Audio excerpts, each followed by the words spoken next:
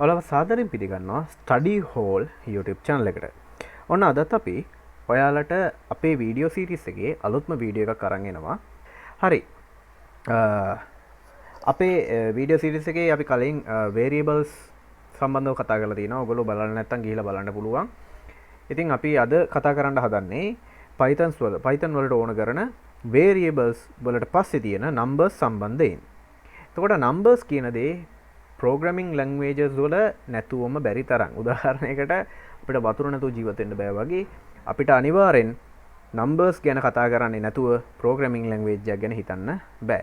එතකොට අපි මොනවද මේ numbers කියලා කියන්නේ? හරි. ඔයගොල්ලෝ දන්නවා ඉලක්කම්. ඉතින් මේ ඉලක්කම් එක ගණදෙනු කරනකොට අපිට අනිවාර්යෙන්ම එකතු කරන්න සිද්ධ වෙනවා. අඩු කරන්න සිද්ධ වෙනවා. බෙදන්න, ගුණ කරන්න, ඊට පස්සේ ඉතිරිය බලන්න. වර්ගපදයන් බලයන් ගුණ කරලා බලයන් හදාගන්න. මෙන්න මේ වගේ ගොඩාක් කැල්කියුලේෂන්ස් අපිට ඕන වෙනවා. ඉතින් අපි දැන් බලමු අපේ වීඩියෝ එකෙන් ඒවා අපි කොහොමද Python වලින් කරලා පෙන්වන්නේ කියලා. අදත් අපි පාවිච්චි කරන්නේ මේ වැඩේට ideally shell එක. ඔයගොල්ලන්ට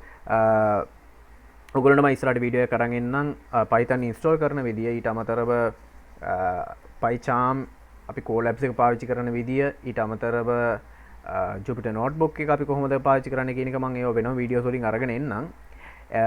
එහෙම නැත්නම් ඔයගොල්ලන්ට තව ඕන තරම් වීඩියෝස් තියෙනවා YouTube එකේ ගිහිල්ලා බලන්න පුළුවන්. වෙන channels වලින් කරපු ඒවා තියෙනවා.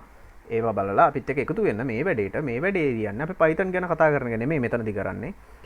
machine learning වලට ඕන කරන Python කොටස සහ pandas කොටස, ඊට පස්සේ ඒ ඕන කරන matplotlib එක, numpy එක ගැන වෙනම වීඩියෝස් වලින් playlist වලින් සාකච්ඡා කරලා අපිට ඕන කරන දේවල් අපි එක තැනකට ගොනු කරගෙන තමයි මේ හදන්නේ.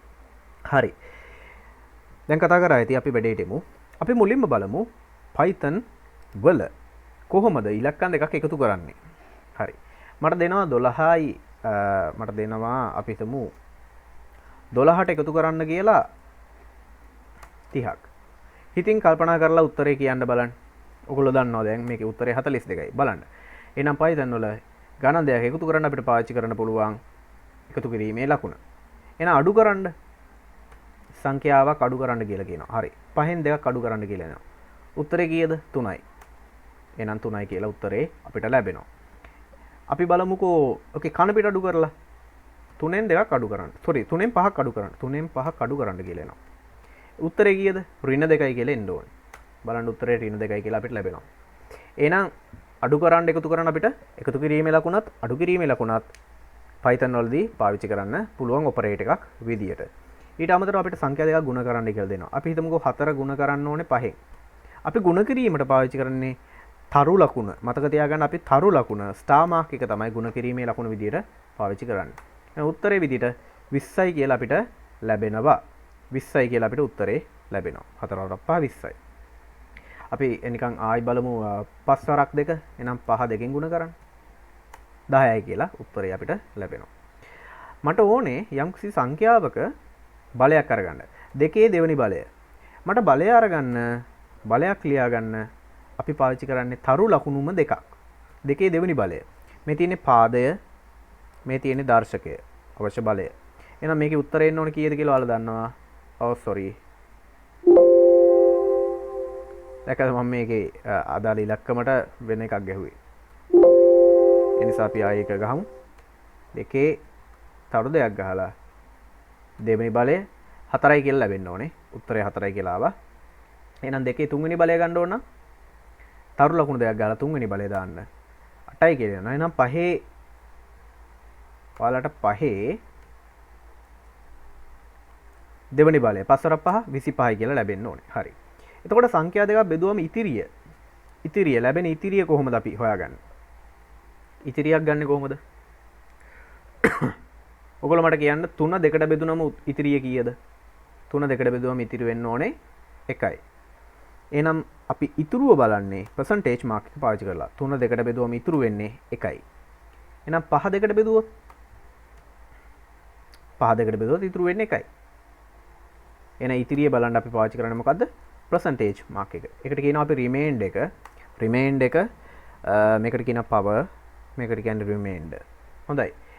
අපි එහෙනම් කල්පනා කරොත් දැන් මට ඕනේ පොඩි වැඩක් කරන්න. මට ඕමනයි පොඩි ගමනක් යන්න. හරිද? මට චූටි ගමනක් යන්න ඕමනයි. මොකද්ද මගේ ගමන? මම වත්තලේ ඉඳලා කොළඹට යනවා. කොළඹ ඉඳලා නුගේගොඩට යනවා.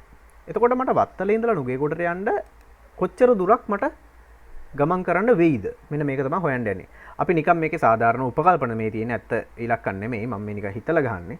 අපි හිතමුකෝ වත්තල ඉඳලා කොළඹට.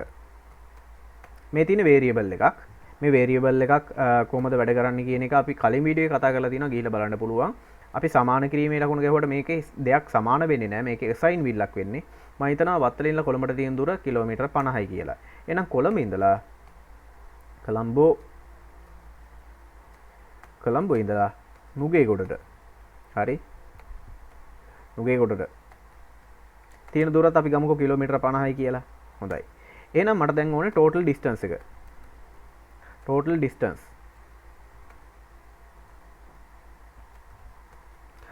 distance එක ගන්නේ කොහොමද? මං වත්තලේ ඉඳලා කොළඹටත් කොළඹ ඉඳලා නුගේගොඩටත් දුරවල් දෙක එකතු කරනවා. අපිට මේක එකපාර සිලෙක්ට් කරගන්න ඕන නම් ඒක උඩට ගිහිල්ලා ඩබල් ක්ලික් කරන්න. එතකොට ඔයගොල්ලන්ට ඒක කොපි වෙලා හම්බ වෙනවා වේරියබල් එක. ඊට පස්සේ මට එකතු කරන්න ඕනේ කාවද? කොළඹ ඉඳලා නුගේගොඩ කියන වේරියබල් එක. හරි. එකතු කරාම මට total distance එක දැන් බලන්න ඕනේ. කොච්චරයිද? total distance එක අපි එකපාර දාමු. අපිට මෙහෙම නිකම්ම වේරියබල් එක ගාලා print කරන්න පුළුවන්. enter key එක ගහපුවම ඔයගොල්ලන්ට total එක හම්බ වෙනවා. එහෙම නැත්නම් print method එක පාවිච්චි කරන්න පුළුවන්. හරි, print එක පාවිච්චි කරන්නත් පුළුවන්. ඔය විදියට ලැබෙනවා. එහෙනම් ඊළඟට අපි බලමු මට ඕනේ කියලා හිතමු අපි මම දැන් මේ ගමන යනකොට මම නිකන් සුපර් හීරෝ කෙනෙක් වගේ එකම වේගයකින් තමයි යන්නේ. බ්‍රේක් කරන්නෙත් නැහැ නේද? වේගය වැඩි කරන්නෙත් නැහැ, අඩු කරන්නෙත් නැහැ. මං හිතනවා මම පැයට කිලෝමීටර් 60ක වේගෙන් පටන් ගත්ත තැන ඉඳලා ඉවර කරන තැනක යනවා. නුගේගොඩ වෙනකම් යනවා කියලා වත්තලේ ඉඳලා. එහෙනම් මට මේකට ගත වෙලා තියෙන කාලය හොයන්න ඕනේ. ටයිම් එක. හරි. අපි හොයමුකෝ ටයිම් එක.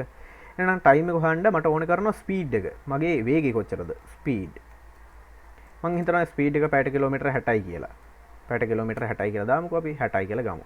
එහෙනම් ටයිම් එක හොයන්නේ වේගය සමානයි දුර බෙදීම කාලයේ සූත්‍රයෙන්. කාලය සමානයි දුර බෙදීම වේගය. එහෙනම් total distance එක බෙදන්න ඕනේ බෙදීමේ ලකුණ ඇලෙයිර ටයිම් එකෙන්. sorry ස්පීඩ් එකෙන්. ස්පීඩ් එක. එහෙනම් කාලය ගන්න මුළු දුර බෙදනවා වේගයෙන්. එතකොට මට මොකක්ද උත්තරයට ලැබෙන්නේ කියලා බලමු. ටයිම්. ඔන්න දශම සංඛ්‍යාවක් මට කාලය විදිහට හම්බුණා. මේක ආයි මට ඕන print method එකකින් දාන්නත් පුළුවන්. හරි. මෙහෙම දැම්මත් අපිට ඒකම උත්තරේ තමයි හම්බෙන්නේ. හරි. හොඳයි. එතකොට ඊළඟට මේක තියෙන විශේෂත්වයක් බලමු. අපිට ඕනේ කියලා හිතමු මෙයාගේ දශම ස්ථාන දෙකකට වට යන්න රවුන්ඩ් කරන්න. එහෙනම් මේකට වට යන්න මම මොකද්ද පාවිච්චි කරන මෙතඩ් එක? අපිට මේකදී රවුන්ඩ් මෙතඩ් එක පාවිච්චි කරන්න පුළුවන්. රවුන්ඩ්. කාවද රවුන්ඩ් කරන්න තියෙන්නේ? ටයිම් එක කොච්චර දශම ස්ථාන ගන්නකටද? අන්නේ දශම ස්ථාන ගාන කමාවක් දාලා ගහන්න. මට දශම ස්ථාන දෙකකට ගහන්න ඕන නම් වටයලා ගන්න ඕන නම් එහෙම දුන්නම ඔයගොල්ලන්ට පේනවා උත්තරේ මේ විදියට දශම ස්ථාන දෙකකට වැටීලා ලැබෙනවා.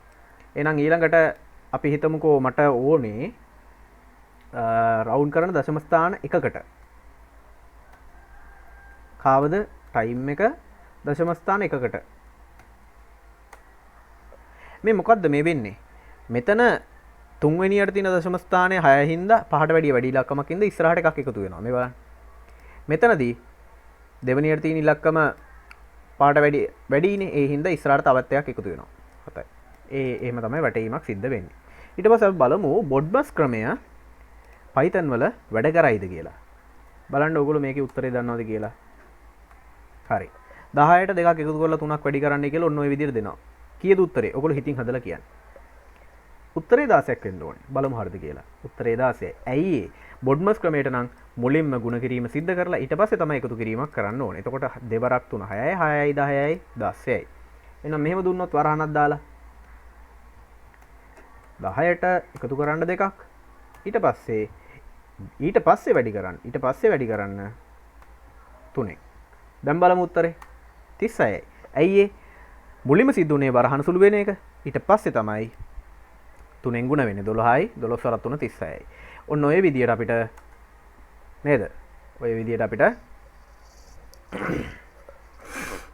එකතු කිරීම, අඩු කිරීම, වැඩි කිරීම, ඊට පස්සේ දර්ශක නීති පාවිච්චි කරලා බලයන් අරගන්න එක, ඊට පස්සේ ඉතිරිය සහ සූත්‍රයක් කොහොමද අපි පාවිච්චි කරලා යම්කිසි දුරක් කාලයක් මේ වගේ දෙයක් හොයාගන්න ඕන සූත්‍ර පාවිච්චි කරන්නේ කොහොමද, අපි දශම ස්ථාන වට යන්නේ කොහොමද කියන එක මේ වීඩියෝ එකෙන් ඔයගොල්ලන්ට ඉගෙන ගන්න ලැබුණා. හරි. මේ වීඩියෝ එක ඔයගොල්ලන්ට වැදගත් කියලා හිතනවා නම්, ඔයගොල්ලන්ට මේ ප්ලේලිස්ට් එක වටිනවා කියලා හිතනවා නම් අපිත් එක්ක සම්බන්ධ වෙන්න channel එක කරුණාකරලා subscribe කරන්න. හරි. ඊට අමතරව අමතක කරන්න එපා අපේ වීඩියෝ එකට like එකක් දාලා comment එකකුත් දාන්න. හොඳයිද නරකයිද කියලා. අපේ වීඩියෝ එක share කරන්න. යාළුවෝ අතර අපිට පොඩි support එකක් දෙන්න. අපිත් එක්ක දිගටම රැඳිලා ඉන්න. එහෙනම් ගිහින් එන්න. ඊළඟ වීඩියෝ එකත් එක්ක ලැබෙන්න අපි එකතු වෙන්නම්. එහෙනම් සුබ දවසක්.